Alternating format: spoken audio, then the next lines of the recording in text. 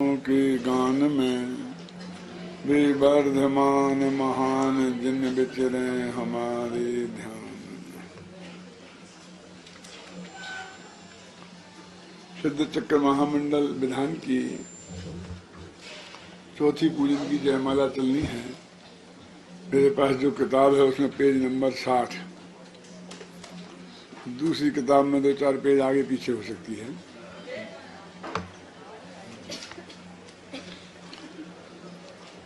आज आवाज नहीं है,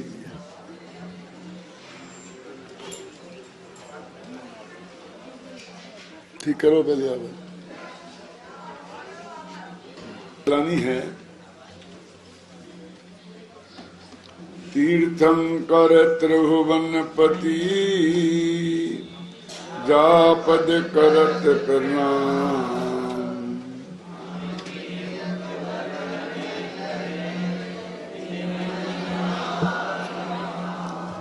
कभी कह रहा है कि 3 लोक के नाथ जो तीर्थंकर हैं वे भी जिनके चरणों में नमस्कार करते हैं। ध्यान रखना, ये अरहंत की बात नहीं है। अरहंत अवस्था में कोई किसी को नमस्कार नहीं करता। ये तीर्थंकर की बात है, जब तक केवल ज्ञान नहीं हुआ तब तक। खासकर जब वो दीक्षा लेते हैं तो नमः सिद्धेभ्या बोलते हैं, ओम नमः सिद्धेभ्या नहीं बोलते। क्या फर्क है नमः सिद्धेभ्या में और ओम नमः सिद्धेभ्या में? ओम में पंच परमेष्ठी शामिल हैं, तो वो पंच परमेष्ठियों को नमस्कार नहीं करते हैं। आचार्य उपाध्याय और साधुओं को नमस्कार नहीं करते हैं। बाकी के अरहंतों को भी नमस्कार नहीं करते हैं, है ना। तो सिर्फ सिद्धों को नमस्कार करते हैं, इसे नमः सिद्धेभ्या बोलते हैं। क्यों? नमस्कार करने का अर्थ ये है कि हम जिसको नमस्कार कर रहे हैं वो चीज हम चाहते हैं जो उसने प्राप्त कर ली है। तो वो कहते हैं मुझे अरहंत नहीं बनना है, मुझे आचार्य नहीं बनना है, तो मेरा तो एकमात्र लक्ष्य सिद्ध दशा की प्राप्ति है। तो त्रिभुवन धनी 3 लोक के जीव जिन तीर्थंकरों को नमस्कार करते हैं, तीर्थंकर त्रिभुवन धनी जापद करत प्रणाम, जिनके चरणों में नमस्कार करते हैं, वे तीर्थंकर भी आपकी महिमा का वर्णन नहीं कर सकते। हम के मुख वर्णन करें तिन महिमा अभिराम। उन सिद्ध भगवान की महिमा का वर्णन हम कैसे कर सकते हैं? कि नहीं कर सकते हो तो तुम्हें कौन बाध्य कर रहा है कि तुम उसे करो ही? तो कहते बाध्य तो कोई नहीं कर रहा है, लेकिन हमारा हृदय ही हमें बाध्य कर रहा है। त्वद भक्ति रेव मुखरी कुरते बलान माम। हे भगवान, मैं तो बहुत अल्पश्रुत हूँ, बहुत कम जानता हूँ। अल्पश्रुतम श्रुत बताम परिहास धामा। जो बहुत जानते हैं वो मेरी इस नादानी पर हंसेंगे। जो मैं तुम्हारी भक्ति में काव्य लिख रहा हूँ ना, भक्तांबर, तो वो लोग हंसेंगे कि क्या काव्य लिखा है, ये कोई भक्ति है क्या? फिर भी मैं तुम्हारी भक्ति कर रहा हूं। क्यों? क्योंकि तद भक्त, तुम्हारे प्रति जो मेरे हृदय में भक्ति है वही मेरे से जबरदस्ती कर रही है। बलात् माम, बलात् माने जबरदस्ती मुझे प्रेरित कर रही है कि मैं तुम्हारे बारे में कुछ कहूं और मैं बोलने लग गया। देखो, इसमें एक बात तो महत्वपूर्ण है। बहुत से जो अनुवादक हैं हिंदी के गद्य या पद्य के, उनने अल्पश्रुत का अर्थ मूर्ख कर दिया है कि मैं तो मूर्ख हूं। आचार्य अपने को मूर्ख कह रहे हैं, आचार्य अपने को मिथ्या दृष्टि कह रहे हैं। उन्होंने तो अल्पश्रुत शब्द का प्रयोग किया है कि मैंने बहुत थोड़े शास्त्र पढ़े हैं, क्यों? तो क्यों उतने पढ़े होंगे जितने तुमने पढ़े हैं? अरे अल्पश्रुत माने मैं द्वादशांक का पाठी नहीं हूं, बस इतना अर्थ है। क्या? मैं श्रुत केवली नहीं हूं। और श्रुतवताम माने केवली। अल्पश्रुतम श्रुतवताम परिहास धामा। मूर्ख मूर्ख की बात नहीं है बिल्कुल भी, है ना। ये कहते हैं कि जंगल में मोर नाचा अथवा कोयल बोली, तो कोयल को किसने इस बात के लिए कहा था कि तू गा बोल? है? उसे गाने के लिए बुलाया था, उसका प्रोग्राम रखा था, क्यों? तो वो कहते हैं कि आम्र की कली पर जब बोर आता है और उसकी सुगंध चारों तरफ फैलती है, तो किसी के कहे बिना केवल निज आनंद करी, ये पंक्ति आएगी अभी आगे पीछे, कि अपने आनंद के लिए ही मैं तुम्हारे गुणगान गाने लगती है। कौन? कोयल। बिना किसी के कहे, किसी को अच्छा लग रहा है कि नहीं लग रहा है से कोई लेना देना का मतलब नहीं। तो ये मेरा काव्य किसी को अच्छा लगेगा कि नहीं लगेगा ये मैं नहीं जानता, मुझे उसकी परवाह भी नहीं है। पर मैं तो आपकी भक्ति की वजह से आपका गुणगान करता हूँ। कभी कभी मैं विचार करता हूँ ऐसा कौन सा स्तोत्र होगा कि जिसे देखकर खुद के स्तोत्र के बारे में मान तुंग को ऐसा लगा कि ये लोग हंसेंगे, ऐसा ऐसा काव्य है। आज तो दुनिया में सर्वश्रेष्ठ भक्ति काव्य बन गया है वो। है कोई? समंत भद्र के देवागम स्तोत्र, शंभु स्तोत्र, ये स्तोत्र ऐसे हैं कि जिसके सामने 100 भक्तांबर भी पानी भरे, जिनमें पूरा न्याय शास्त्र भरा पड़ा है। सारे न्याय शास्त्र का बेस वो है। बस उन स्तोत्रों की अर्थ करके टीकाएं कर करके सारा न्याय शास्त्र खड़ा हो गया है जैन दर्शन का। यदि उनको बंद कर दें, समंत भद्र के स्तोत्रों को हटा दें और उनकी टीकाओं को हटा दो, तो जैन न्याय शास्त्र में 0 बचेगा। तो वैसा स्तोत्र नहीं है। आपको आज तक कोई आदमी ऐसा कहने वाला नहीं मिला होगा, क्या है? लेकिन मैं ये जो कह रहा हूं वो भक्तांबर की एक एक पंक्ति की एक एक अक्षर का अर्थ मेरे को बहुत गहराई से पता है, क्या? और देवागम स्तोत्र वगैरह का भी पता है। और उसके बाद मैं आपसे कह रहा हूं, इतना आप समझ लीजिए। कभी आपको मिलान करके देखना हो तो देखना, फिर मैं कभी मेरे से सुनना, यदि सुनना हो तो 1-2 घंटे लगातार उस पर, तो मालूम पड़ेगा कि इन दोनों में कितना अंतर है, क्या अंतर है। यहां तो वो यही कह रहे हैं कि हम की मुख वर्णन करें। अब अगर हम किस मुंह से बात करें तुमसे, माने हम तो मुंह दिखाने लायक नहीं है। हम सिद्धों का वर्णन करने के लिए बैठ गए, लेकिन हम उसके इतने अयोग्य हैं कि मुख दिखाने लायक नहीं है। और एक कहते जा रहे और फिर बाद में शुरू कर दिया, भवि कुमदन जय भवि कुमदन मो। चौपाई है भाई, चौपाई। जय भवि कुमदन मोदन चंदा, जय दिनंद त्रिभुवन।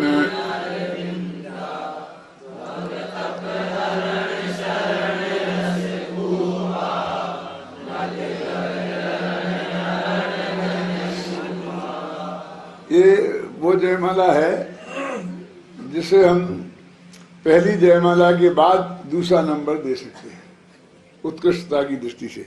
सर्वोत्कृष्ट तो पहली जयमाला ही है। कौन सी है पहली जयमाला? जिसमें क्या बताया था? सब मत बोलो। क्या बताया था कि ये आत्मा, साधारण आत्मा, मिथ्या दृष्टि आत्मा, वहां से लेकर सिद्ध दशा को कैसे प्राप्त होता है, जिसमें ये वर्णन किया था बिल्कुल बाकायदे गुणस्थान परपाती से वो पहली जयमाला सर्वोत्कृष्ट है। इस चौथी नंबर की जयमाला को दूसरा नंबर दे सकते हैं।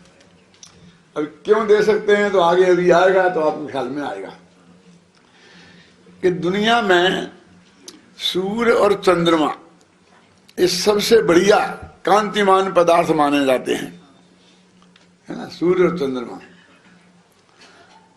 तो कहते हैं हे भगवान तुम चंद्रमा हो और तुम सूरज हो। तो चंद्रमा क्या करता है? देखो, एक होते हैं कमल और एक होते हैं कुमुद। नाम सुना कभी? ये कमल के ही दो भेद हैं। तालाब में जो कमल होते हैं ना, उन्हीं के दो भेद हैं। तो जो दिन में तो अस्त हो जाते हैं, उनका फूल मुरझा जाता है, बंद हो जाता है, और रात में चंद्रमा के उगने पर खिलते हैं, उन्हें बोलते हैं कुमुद। और जो रात में अस्त होते हैं और सूरज के उगने पर खिलते हैं, उन्हें बोलते हैं कमल, अरविंद। समझे ना? तो कहते हैं हे भगवान तुम चंद्रमा हो। क्यों हो? कि भव्य जीव रूपी कुमुदों को खिलाने वाले चंद्रमा हो।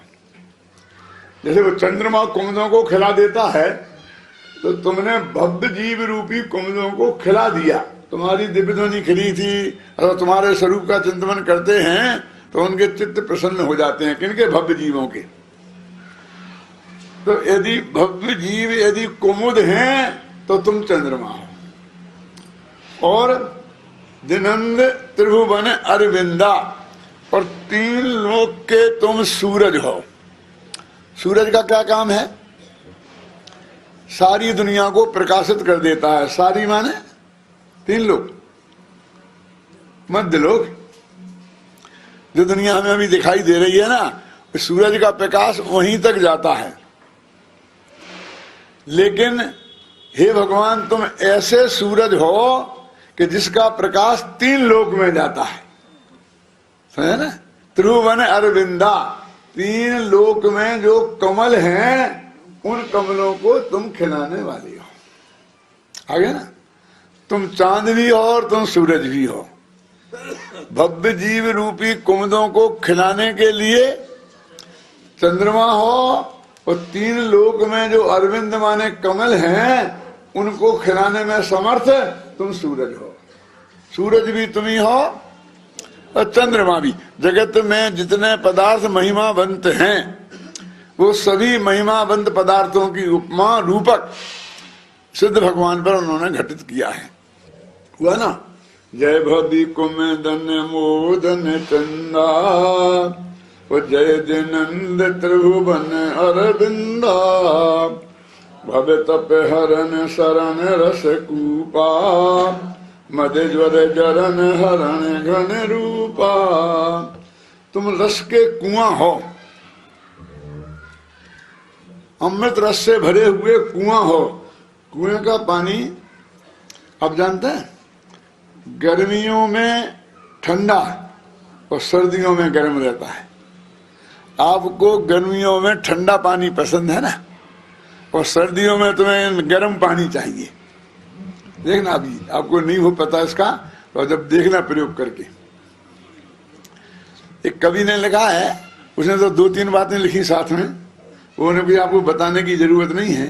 कुएं का पानी, नारी का शरीर, और बहुत दो तीन चीजें लिखी हैं कि ये सर्दियों में ठंडे और गर्मियों में, सर्दियों में गर्म और सर्दियों में ठंडे रहते हैं।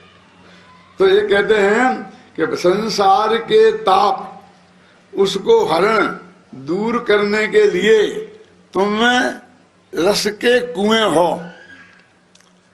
समझे ना? रस के कुएं हो। और मद रूपी ज्वर जिनको आ गया हो, उसको उसकी जलन हो रही हो, तो मद ज्वर जरण हरण, उसको हरण करने के लिए तुम घन रूप, भयंकर घने बादल एकदम आ जाए ना, सूरज की छा जाए बिल्कुल, तो गर्मी बिल्कुल खत्म हो जाती है। इसलिए तुम ही बादल हो, तुम ही रस के कुआं हो, तुम ही चंदा हो, और तुम ही सूरज हो। अकथित महिमा अमित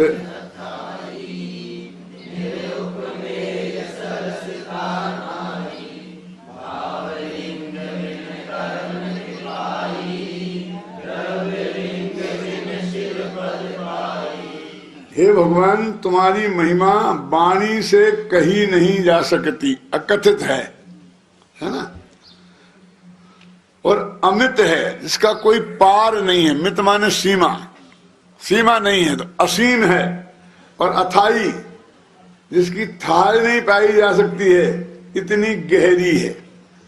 समुद्र, समुद्र कितना गहरा है कि अथाह है, तो तुम कितने इतने गहरे हो, समुद्र हो, तुम ज्ञान के सागर हो कि तुम्हारी गहराई को कोई नाप नहीं सकता। तुम इतने लंबे चौड़े हो कि तुम्हें कोई सीमित नहीं किया जा सकता, तुम्हारी महिमा को, और वाणी से कहीं भी नहीं जा सकती है। कैसी महिमा है तुम्हारी? अकथित महिमा अमित अथाई, और निरूप में, जिसे कोई किसी की उपमा नहीं दी जा सकती है, और सरसता नहीं, उसके समान कोई है ही नहीं इस जगत में, है ना। अब ये जो पंक्तियां शुरू होती हैं यहां से, ये 5-6 पंक्तियों का इकट्ठा अर्थ होगा, कम से कम 4 महिमा, 5 पंक्तियां तुमको एक साथ पढ़नी पड़ेंगी तो इनका अर्थ समझ में आएगा। पढ़ो। भावलिंग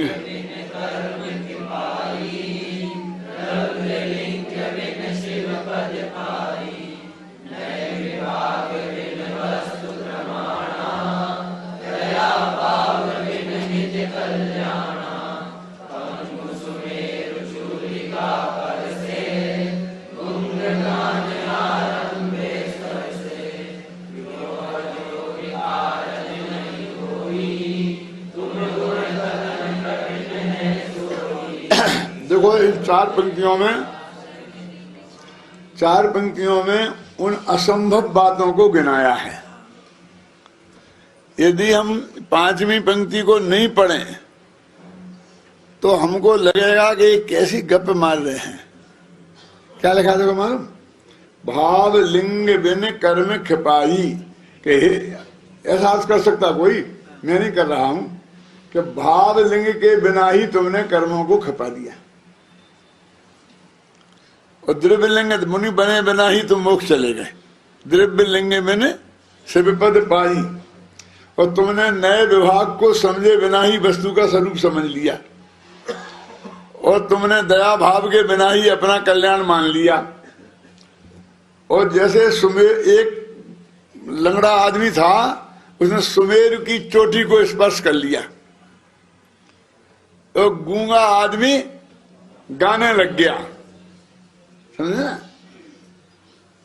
तो ये काम ऐसे अटपटे लगते ना, और धर्म में कई जगह ऐसा गाया भी है कि हे भगवान, तुम्हारी कृपा से गूंगे गाने लगते हैं, और लंगड़े दौड़ने लगते हैं, और क्यों अंधे देखने लगते हैं, गाए जाते हैं। लेकिन यहाँ ऐसा नहीं है। यहाँ की तुम 5वीं पंक्ति पढ़ो तो उससे तुम्हें मालूम पड़ेगा कि यों अयोग कारज, ये जो काम हमें तुम्हें गिनाए हैं ये अयोग्य हैं, ये कभी होंगे नहीं। जिस प्रकार ये काम अयोग्य हैं, उसी प्रकार तुम्हारे गुणों का वर्णन करना भी मेरे से संभव नहीं है। मेरे लिए उतना ही कठिन है जितना कठिन ये काम है। ये कठिन का है तो असंभव है ना। क्या कि भावलिंग नहीं हो और कर्मों का नाश हो जाए, असंभव है ना। द्रव्यलिंग मुनि लिंग धारण नहीं करे और कोई मोक्ष चला जाए, ये संभव नहीं है, समझे ना। नए विभाग को समझे नहीं और वस्तु को प्रमाण रूप से जान ले, ये संभव नहीं। और जो निश्चय दया है ना, तो ने लिखा ना कि राग भाव के माध्यम से अपने शुद्धोपयोग रूप प्राणों का जो घात करता है, उसको इसका विचार ही नहीं है। जीव दया करना ना, जीव दया का मतलब क्या होता है? खबरा जी बोलना नहीं कि सब जीवों पर दया करना। सब जीवों पर बताओ ना, 2-4, गाय भैंस कुत्ता बिल्ली कीड़े मकोड़े, सब पे करना ना, अड़ोसी पड़ोसी सब पर दया करना। क्यों? लेकिन उस सब में तुम शामिल हो के नहीं, कि अपने पे दया करना है कि नहीं करना। रतनलाल जी साहब, ये तो हमने आज तक सोचा ही नहीं था। जब जब हमने दया करने की बात आती थी तो हमें दूसरे जीव ही दिखाई देते थे कि हमें उन पे दया करनी चाहिए। तो कहते क्यों भैया? कि वे दूसरे जीव दुखी हैं, इसलिए उनको पे दया करके उनको दुख दूर करने का प्रयत्न करना चाहिए। ठीक है ना? तो तुम दुखी नहीं हो कि तुम कम दुखी हो, तो दूसरों का दुख दूर करना चाहिए, तो अपना दुख दूर करना चाहिए कि नहीं? देखो, दूसरों का दुख तो हम दूर कर ही नहीं सकते, वे ही करेंगे। वे पाप करते रहें और हम उनका दुख दूर कर दें, ये संभव है? भगवान भी नहीं कर सकते हैं? क्यों? और हम अपना दुख दूर कर सकते हैं, तो असली दया कौन रही? तो हम अपना दुख दूर कर सकते हैं ना, तो जो हम कर सकते हैं उसी काम करने का उपदेश दिया जाना चाहिए ना। क्यों? हमने इस अपने आत्मा को कम दुख दिए हैं, पाप पाप कर करके, हिंसा झूठ चोरी कुशील परिग्रह का सेवन करके नरक में गए और कितने डंडे खाए हैं। एक किसी ने भेजा था, क्यों? कि हमने ही की थी वो गलती। तो अब कहते हैं इस भगवान आत्मा पे दया करो जरा, बहुत तकलीफ भोग ली इसने, तो इस पे दया करने के लिए क्या करना पड़ेगा? 1 लाख 2 लाख रुपए जितना देना हो हम दे सकते हैं। क्यों? और तुम्हें दूसरों की दया करना है और दूसरों का माल ही देना है। लाख लाख 2 रुपए क्या तुमसे पर द्रव्य है क्या? नहीं, वो कि दूसरों का हम तो अपने दें, तुम्हारे हैं ही कहां वो? दूसरों की करना और दूसरे के माल से करना, अपनी बातें ही नहीं करते हैं। तो उसमें लिखा है मोक्ष मार्ग प्रकाशक में, निश्चय दया क्या है? कि हमने अपने शुद्धोपयोग रूपी प्राणों को घात किया है, आज तक अपने आत्मा की सुध ही नहीं ली, तो उसकी अब सुध लो, बस एक दफे उस पर निगाह डाल लो, यही अपने आत्मा की दया है, इससे ही तुम्हारे अनंत दुख दूर हो जाएंगे। कोई ज्यादा कुछ करने की जरूरत नहीं है, एक दफे निगाह डाल लो। क्यों? सारे जगत से दृष्टि हटाकर इस भगवान आत्मा को दृष्टि ले लो, इसका नाम है स्वदया। जहां जहां जैन धर्म में दया की बात आवे और उसे करने का उपदेश दिया जाए तो ये निश्चय दया समझना।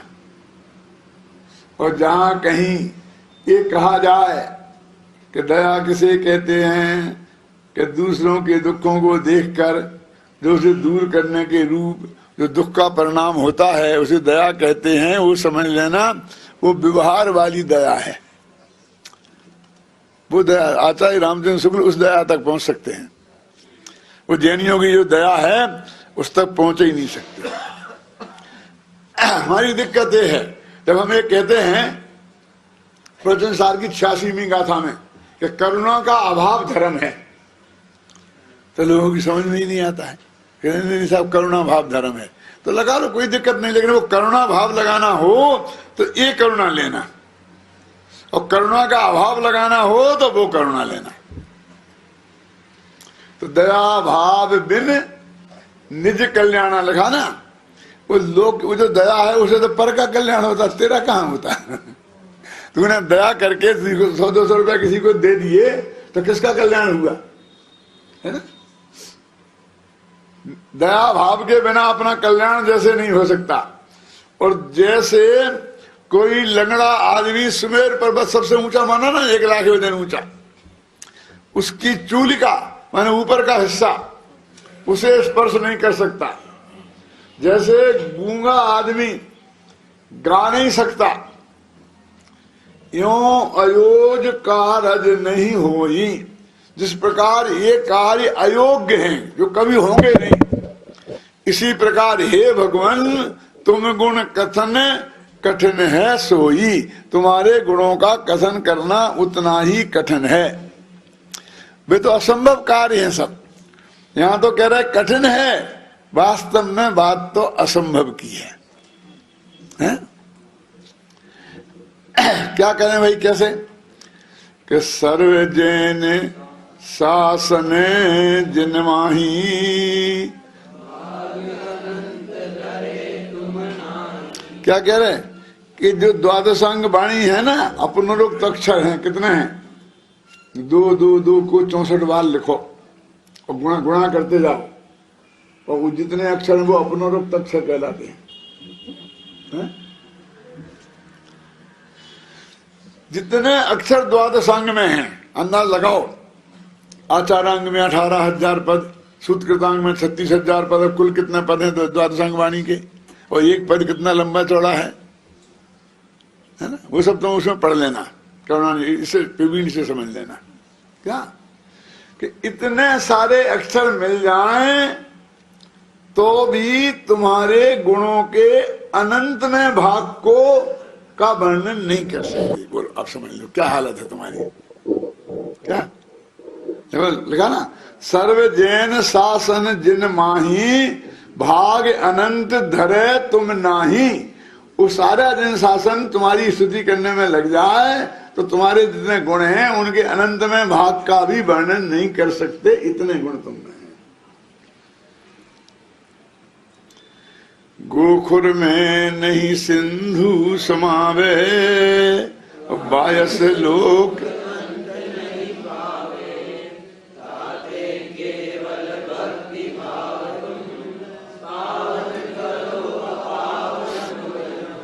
आपने देखा होगा बरसात में गांव में, जब जहां पर जो खासकर मालवा जैसी जमीन है ना, काली बहुत चिकनी, तो बरसात में गायें जंगल में जाती हैं तो वो गीली जमीन रहने से वहां खुर, जो पैरों के खुर होते हैं ना, उससे एक गड्ढा बन जाता है। फिर वे गड्ढे बने रहते हैं और बरसात रुक जाती है, खूब धूप निकलती है तो सूख जाते हैं। तो उस गड्ढे का नाम है यहाँ गोखुर। गाय के खुर का नाम गोखुर नहीं है, काय का नाम है? गाय के खुरों से बना हुआ जो गड्ढा है। अब उस गड्ढे में कोई व्यक्ति सारे दुनिया में जितने समुद्र हैं उन समुद्रों को पानी भरे तो वे समा जाएगा, पूरा पानी भर जाएगा उसमें, फिर पानी को दूसरी जगह रखने की जरूरत नहीं पड़ेगी ना। है गोखुर में नहीं सिंधु समावे, है तो बहुत साफ, लेकिन नहीं आती समझने का क्या है। हम गाय के खुर में कैसे सिंधु सिंधु क्या लेना देना, लेकिन गाय का खुर का मतलब है, समझे ना, गाय के खुर से बने हुए वो गड्ढे, उनमें जैसे समुद्र नहीं समा सकता है, ऐसी मेरी बुद्धि तो गाय के खुर के समान है और तुम्हारे गुण समुद्र के समान है। तो तुम्हारे गुण मेरी बुद्धि में कैसे समा सकते हैं? समझ गया ना। गोखुर में नहीं सिंधु समावे और बायस लोक अंत नहीं पावे। ये क्या है? बायस माने कौआ। बहुत तेज दौड़े तो दौड़ते दौड़ते दौड़ते दौड़ते अमेरिका कब पहुंच जाएगा? नहीं पहुंचेगा। ये कहते हैं अमेरिका नहीं, लोकांत, लोक के अंत में, ढाई द्वीप के अंत में नहीं। क्या समझे ना? जैसे वो कौआ उड़े तो लोक के अंत में नहीं पहुंच सकता, ऐसी मेरी बुद्धि तो कौए जैसी है और तुम्हारे गुण लोकाकाश जैसे हैं। मैं कितने कितने तेज दौड़ूं तो तुम्हारे गुणों का वर्णन नहीं कर सकता हूं। गोखुर में नहीं सिंधु समावे और बायस लोक अंत नहीं पावे। ताते केवल भक्ति भावे तुम पावन। इसलिए मैंने तो सिर्फ भक्ति से तुम्हारे गुणों को कुछ करने की कोशिश की है। वो सिर्फ इतनी सी बात है कि मेरा हृदय पवित्र हो जाए। तुम्हारे गुणों का वर्णन मैं कर दूंगा, इसके लिए मैं ये कुछ नहीं कर रहा हूं। तो दरिया के पानी में मैं तो सिर्फ अपने हाथ धोने की कोशिश कर रहा हूं। दरिया के पानी को उछीलना ऐसे करते ना, तो ऐसा उछील करके मैं दरिया को खाली करने की कोशिश नहीं कर रहा हूं। मैं तो सिर्फ अपने हाथों को थोड़ी ठंडक पहुंचाना चाहता हूं, बस इतनी सी बात है। कोई कहेगा तुमने ये छोड़ दिए, तुमने वो छोड़ दिए, तुमने ये छोड़ दिए, और ये नहीं कहना चाहिए थे, वो कहना चाहिए थे, और ये तो निश्चय से, ये तो व्यवहार से, पंडितों को लड़ने देना। मेरा कोई ठेका नहीं है कि मैं अनंत के गुणों का वर्णन कर दूंगा, सबका कर दूंगा, आधे कर दूंगा, पूरे कर दूंगा, और जो उनमें नहीं है उनको नहीं कहूंगा, तो सब कहूंगा। क्यों? कि मेरा उद्देश्य उनके गुणों का कथन करना है ही नहीं। मेरा उद्देश्य तो अपने अपने चित्त को पवित्र करना है। देखो है ना, पावन करो अपावन और हम, हमारा जो चित्त अपवित्र है वो पवित्र हो जाए। क्यों हो जाता है ऐसा कहते हैं? पढ़ो।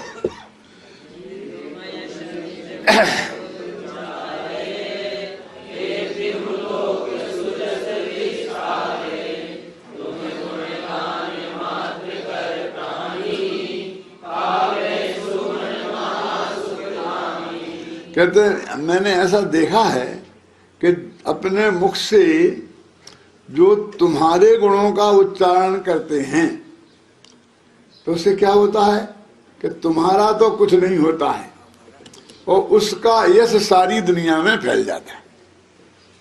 श्री कृष्ण की भक्ति सूरदास ने कही, श्री कृष्ण का क्या हुआ? सूरदास भक्ति नहीं करते तो श्री कृष्ण बिना भक्ति के रह जाते कि सूरदास का नाम हो गया। क्यों? तुलसीदास रामायण नहीं लिखते तो राम का कहानी कोई जानता ही नहीं। क्यों? तुलसीदास अमर हो गए। क्या हम समय सार पर कुछ नहीं लिखते, नहीं बोलते तो समय सार बिना बोला रह जाता? 2000 वर्ष से भी तो लोग उससे आत्मकल्याण करते आ रहे हैं ना। क्यों? दूसरों का आत्मकल्याण होगा इसलिए हम समय सार की टीका लिखते हैं। क्यों मूर्खता की बातें करते हो? अरे भाई हम तो अपने निरंतर हमारा चित्त उसमें लगा रहे और जीवन भर अंतिम समय तक समय सार ही दिखता रहे इसलिए लिखते। उनके लिए लिखते ही नहीं। हमें तो अच्छी नहीं लगी, नहीं लगी, हमें क्या कहना तुम्हारी अच्छी से?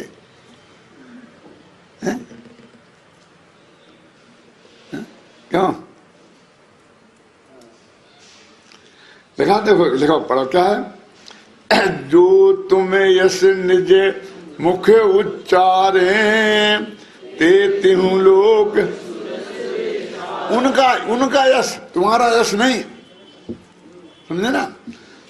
तुम्हें गुण गान का मात्र कर पानी, पावे सुगुण महा सुखदानी। तुम्हारे गुणों का गान करते तुम्हारी महिमा जगत में फैल जाती, इस धोखे में मत रहना। उनका सुगुण, उनको सुख देने वाले सुगुण उनके हो उनमें गुणों की प्राप्ति हो जाती है।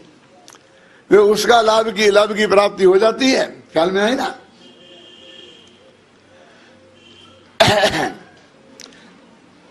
जिन चित ध्यान सल ले तुम धारा,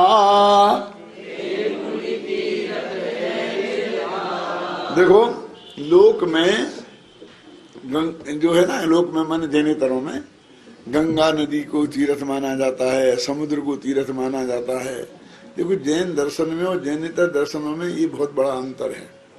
जैनियों के जितने तीर्थ हैं वो पर्वतों की चोटियों पे है, अजैनियों के तीर्थ हैं वो गंगा के किनारे, समुद्र के किनारे, सब देख लेना सब।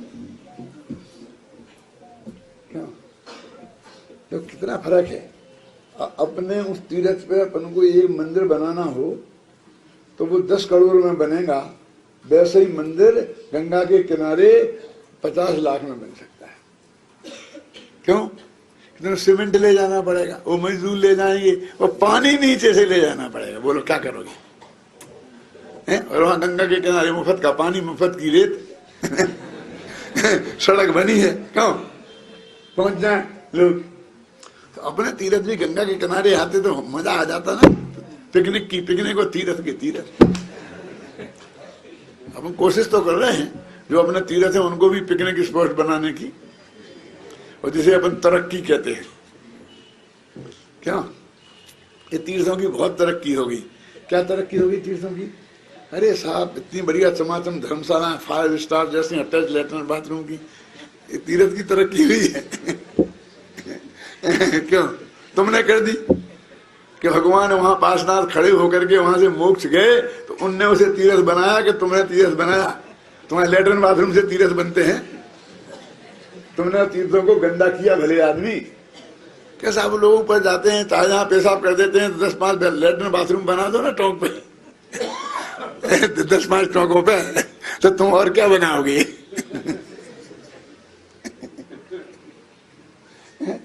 तुम्हारा पैसा तो जैसा कमाया है वैसे ही लगने वाला है, इन लेटरिन बाथरूमों में ही लगने वाला है।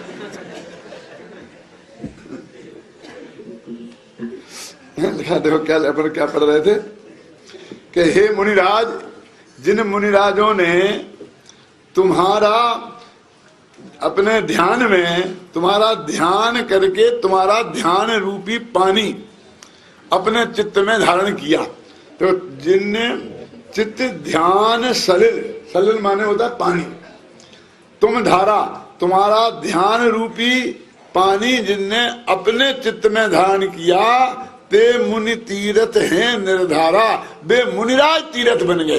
जैसे तीर्थों की वंदना करते हैं, हम उन मुनिराजों की वंदना करने लगे। क्यों? क्योंकि वे आपके गुणों को गाते हैं, आपका ध्यान करते हैं। क्या उसे आप महान बन गए? नहीं, उनने महान बन गया। एक दफे की सही घटना बताता हूँ। कुरावड़ की है दादा, बंद कल्याण था ना, वो था तुम्हारे गांव का मिट्ठू लाल, समझ गए?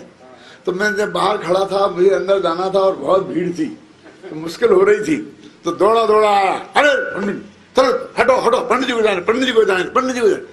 मैंने कहा भाई बहुत बड़ा उपकार किया, फटाफट जगह करता करता करता और वो ऊपर पहुंच गया। नहीं दादा, वो मिट्ठू लाल नहीं होता तो मैं रह जाता। अरे मिट्ठू लाल तुम्हें नहीं ले गया, तुम्हारे बहाने वो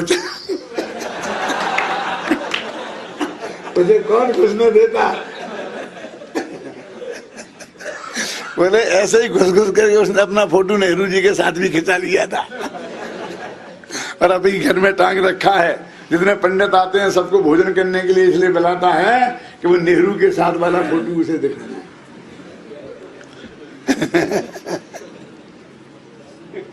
है।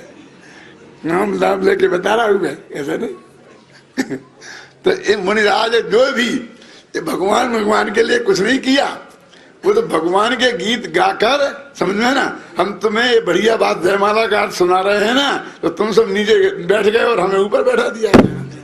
ये गद्दी हमें इसलिए बैठ मिली है क्योंकि हम ये सुना रहे, इस जयमाला का अर्थ कर रहे। यदि हम नहीं सुना रहे होते तो हमें भी तुम्हारे बगल में ही बैठना पड़ता। ये बात इसमें कह रहे हैं हम। देखो, जिन चित्त ध्यान सलिल तुम धारा, ते मुनि क्योंकि तुम तो कैसे हो कि तुम गुण हंस तुम ही सर्वासी, और बचन जाल में लेत न फांसी। लोगों हंसों को पकड़ने के लिए कुछ लोग जाल बिछाते हैं, तो हंस रहते हैं मानसरोवर में, और मानसरोवर में हंसों को पकड़ने के लिए वे जाल बिछाते हैं, लेकिन वे हंस पकड़ में नहीं आते हैं। तो क्या कहते हैं कि तुम गुण हंस तुम ही सर्वासी, कि तुम्हारे गुण तो हैं हंस। सिद्ध भगवान के गुण क्या है? और तुम हो मान सरोवर। क्या? तुम गुण हंस तुम ही सर्वासी, उसी तुम्हारे ही तालाब में, तुम्हारा आत्मा है तालाब और तुम्हारे गुण हैं हंस। तो तुम्हारे गुण कहाँ रहते हैं? कि तुम्हारे आत्मा में। जैसे हंस मान सरोवर में रहते हैं, ऐसे ही तुम्हारे गुण रूपी हंस तुम्हारे आत्मा रूपी मान सरोवर में रहते हैं। तुम गुण हंस तुम ही सर्वासी, इसमें से निकलता है ये अर्थ के नहीं कि खींचतान के निकाल रहे हैं, निकल रहा ना।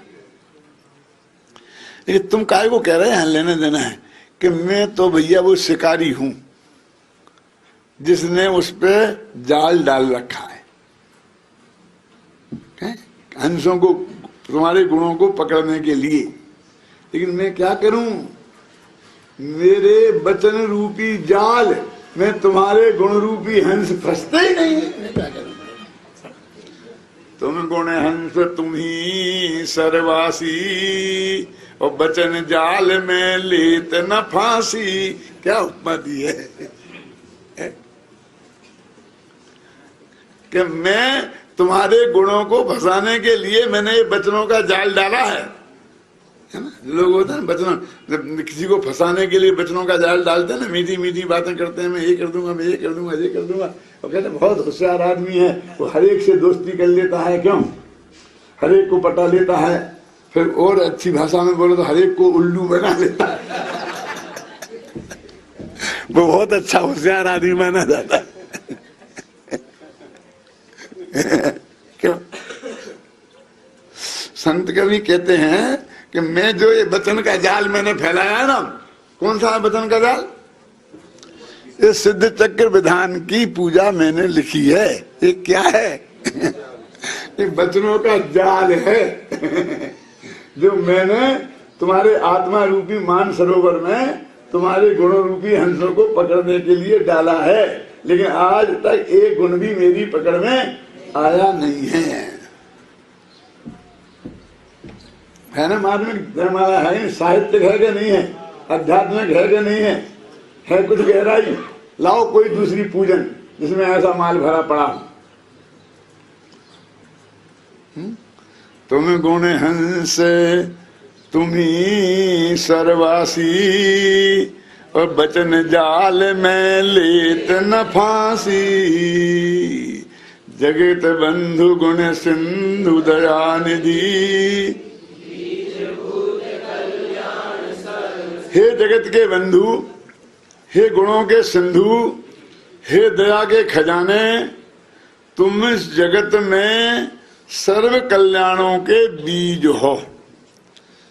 बीज उनसे से वृक्ष पैदा होता है ना, तो जो भी कल्याण जगत में है वो तुम उसके बीज हो, उससे सारे कल्याण होंगे। हे अक्षय जिनका कभी नाश नहीं होगा, हे शिव स्वरूप तुम स्वयं कल्याण स्वरूप हो।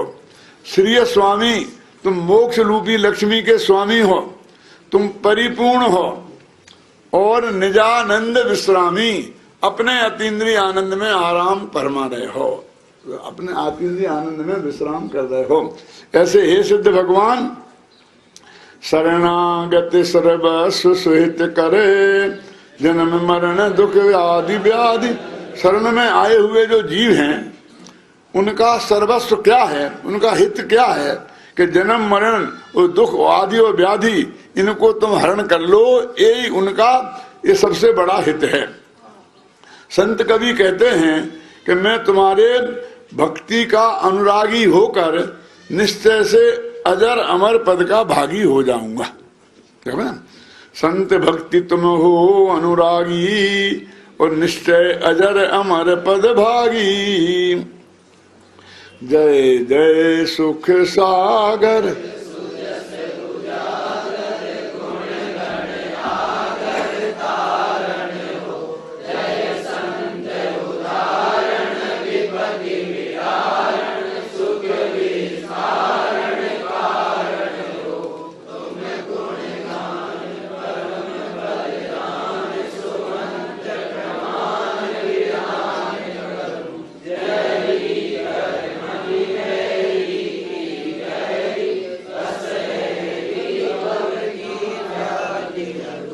सुख के सागर तुम्हारी जय हो, जय हो, जय हो। सुजस उजागर तुम्हारा यश कोई छिपा हुआ नहीं है, सारी दुनिया के सामने उजागर है। उजागर तो समझते हैं। और ये गुणगण आगर, ये गुणगण आगर क्या है? ये तो आगार माने घर होता है। अनंत गुण तुम में भरे हुए गुणों के घर हो। और एक आगर होती है, आगर बुंदेलखंडी लोग जानते होंगे, ये जो अपन अंदर से कबाड़ बंद कर लेते हैं ना, अब वो सांकल लगाते थे ना, पुराने जमाने में उसे आगर बोलते थे, अभी भी बोलते होंगे। क्या बोलता है, क्या बोलता है? आगर, आगर, आगर लगा दिया अंदर से। एक बेड़ा होता था, लकड़ा लगा देते उसे बेड़ा, और जो वो सांकल होती थी उसे आगर। तो कहे तुम्हारे सारे गुण तुम में भर दिए और फिर आगर लगा दी, निकल के कोई बाहर न चला जाए। हैं क्या गुण गण आगर आ गए। हे भगवान तुम ही संसार से पार करने वाले हो। संत कवि कहते हैं कि हे भगवान, सिद्ध भगवान तुम संतों का उद्धार करने वाले हो, विपत्तियों को विदारण मन दूर करने वाले हो। विदारण में कहते विदारण कर दिया, चीर फाड़ दिया। और सुख निस्तार विस्तार, सुख का विस्तार करने वाले हो, और इस सुख के कारण भी तुम ही हो। तुम्हारे गुणगान करने का फल यह है, ऐसा जानकर मंत्र प्रमाण, मंत्र प्रमाण माने अत्यंत संक्षेप में, जो मंत्र माने होता है संक्षिप्त कथन। ये नमोकार महामंत्र, मंत्र क्यों है मालूम? 3 चीजें होती हैं, मंत्र, तंत्र और यंत्र। सुना होगा कि नहीं होगा? वही मंत्र से बना है मंत्री, और तंत्र से बना है तंत्री। गुजरात में होते हैं तंत्री, यहाँ नहीं होते, अपने यहाँ नहीं होते हैं। वो संपादक को तंत्री बोलते हैं, अखबार के संपादक होते हैं ना, उन्हें तंत्री बोलते हैं गुजरात में। कौन? मंत्र, तंत्र और यंत्र, यंत्र, यंत्री। तो देखो मंत्र क्या है कि कोई बहुत बड़ी भावों को बहुत छोटे अक्षरों में समाहित करके और उसे सुरक्षित कर देना, क्योंकि बहुत बड़ी बड़ी चीजें सुरक्षित नहीं की जा सकती हैं, उन्हें याद नहीं रखा जा सकता है। जैसे हमने कहा ओम, तो ओम में पंच परमेष्ठी शामिल है। अब हमने ये समझ लिया कि ओम माने अनंत सिद्ध आचार्य उपाध्याय और साधु, तो ओम मंत्र हो गया, क्योंकि अत्यंत संक्षेप में हमने उसे एक शब्द में ख्याल लिया ना। अब वो मंत्र क्यों कि हमने आपको सबको बता दिया, अपने अपने लोगों को, तो हम ओम बोलेंगे वो तुम समझ जाओगे, है ना। तो जो विचार करके मंथन करके अति संक्षिप्त में अपने विचारों को सुरक्षित करना, उसका नाम है मंत्र। और उसी से मंत्री, अपन बोले मंत्री का क्या विचार करता है, निश्चय करता है, फिर अपनी सब नीति रीति नक्की करता है। अब फिर यंत्र क्या है? यंत्र माने उसको व्यवस्थित रूप से लिखना। आपने देखा ना, तुम्हारे यंत्र रखा, उसमें क्या लिखा, देखा करी, क्या लिखा जाता है? क्या करना, पंडित लोग लिखवा देते हो तुम, कुछ नवोकार मंत्र लिखा है और कुछ नहीं है क्या? उन्हीं चीजों को ताम्र पत्र पे ऐसी करके सुरक्षित भूल ना जाए द्वारा। अब ऐसे बनाते ना गोल गोल, फिर यहाँ से गिनो तो भी आ जाता, यहाँ से गिनो तो राम आ जाता, यहाँ से गिनो तो राम आ जाता, ऐसा होता कि नहीं होता? माने हमें कम से कम अक्षर लिखना पड़े और एक अक्षर का 6 जगह प्रयोग हो जाए उसी का, तो उसको यंत्र, यंत्र माने उस मंत्र को जो हमने नक्की किया है, विचार बनाए हैं, वो लिखित रूप से कभी नष्ट ना हो जाए, सुरक्षित कर देना, उसका नाम है यंत्र, नक्शा समझ लो। और तंत्र, अब उसको क्रियान्वय करना। मिनिस्टरों ने, वो कहना पड़ा, सेनापतियों ने बैठ के विचार करके नक्की किया कि कश्मीर को आजाद कैसे कराना। वो जो नक्की किया वो है मंत्र। फिर उन्होंने उसका एक नक्शा बनाया और अपने सारे ऑफिसरों को बुलाकर क्या उसको समझाया और ये कहा कि इस ऑपरेशन का नाम हम ओम नमः शिवाय रखेंगे। भगवान का नाम है, हाँ तुम तो समझ लेना, मारना है उनको और नाम रखेंगे ओम नमः शिवाय। ये नक्की कर लिया ना हमने, बस खत्म। और ये समझे ना, तो हम जब ओम नमः शिवाय बोले तो तुम धमाधम ठोक देना। हम तुमसे ये नहीं कहेंगे मारो, क्या बोलेंगे, समझे ना। तो ये मंत्र और उस तंत्र में सुरक्षित करके सबको ट्रेंड कर दिया, क्योंकि वो इतना सा अपने पास रख सकता है। फिर उसे ताबीज में रख करके यहाँ लटका दिया। क्यों? क्यों रखेगा कहाँ? यदि ऐसा रखेगा तो कागज का टुकड़ा गीला हो जाएगा, खराब हो जाएगा। तो सुरक्षित करके उस पर पत्ते पर लिख के, पीपल कौन से पत्ते मत्ते पर लाके जब भूल जाओ तो निकाल के देख लेना, चुपचाप फिर बंद करके रख लेना। क्यों? अब समझ गया ना, वही हो गया, तंत्र हो गया। अब यंत्र ने हो गया, मंत्र यंत्र, वो यंत्र हो गया, जब इसमें रख लिया ना। अब तंत्र क्या है? अब उसका क्रियान्वय करना। हम बोलेंगे ओम तो तुम्हें वो छोड़ देना, क्या नाम, मिसाइल छोड़ देना, झाग देना। हम बोले ओम नमः शिवाय तो से कहने से को ठका देना है क्या? समझ रहे ना? ये है तंत्र, मैंने व्यवस्था को व्यवस्थित कर दिया। कौन चीज कहाँ लिखनी, कहाँ छापनी, क्या नहीं छापनी, ये सब निर्णय करता है, इसलिए वो तंत्री बोलते हैं। तंत्री माने व्यवस्थापक नहीं, वो क्रियान्वय तो वो करेंगे, दूसरे लोग मैनेजर बैठे हैं। संपादक तो सिर्फ न कि क्या छापना और क्या नहीं छापना, और किसको महत्व देना, किसको नहीं देना, किसको फ्रंट पेज पे देना, किसको बैक में देना, वो सब समझो है ना। तो यंत्र मंत्र तंत्र हो गए ना, 3 हो गए। अब इसमें क्या क्या थे देखो जरा, है ना। मंत्र प्रमाण, बस जो तुमने नक्की की उसके प्रकार में विधान, जो शास्त्र में नक्की है कि ओम शब्द के में पंच परमेष्ठी होते हैं, असिया उषा में पंच परमेष्ठी होते हैं, उसके अनुसार मैंने ये विधान यहाँ पर किया है, ख्याल में है ना। और जब जो कर्म रूपी शत्रु हैं उनके जहर को उतारने वाली, संसार की व्याधि को हरण करने वाली ये तुम्हारी भक्ति है, इसकी मैं चर्चा करता हूं।